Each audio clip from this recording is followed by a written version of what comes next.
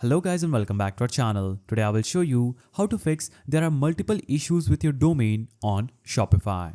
So if Shopify displays a multiple issues with your domain error, follow these steps to resolve it. Step 1 is checking domain connection. Navigate to Shopify admin, then navigate to settings, then click on domains button available just right here.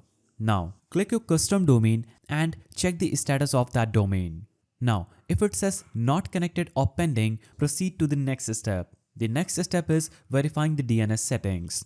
For third-party domains, set these DNS records in your domains provider settings. The A record should be pointing to Shopify's IP like 23.2 to 7.38.65. The CNAME record should point towards www to shops.myshopify.com, and here you'll have to remove any old A or CNAME records conflicting with Shopify. Now, step 3 will be checking domain verification. Ensure that the domain isn't expired on your registrar. If you transferred a domain, it may take up to 48 hours to fully connect. Now, step 4 will be enabling SSL certificate.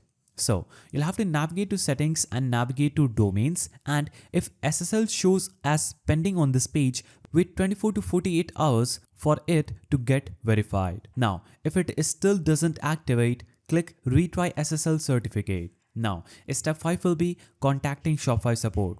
So if the issue persists, you'll have to simply navigate to a new tab, then go to the search bar, type in Shopify Help Center, then click on the link that says help.shopify.com, log into this page, and you would have successfully fixed your problem by asking assistance from the Shopify Help Center.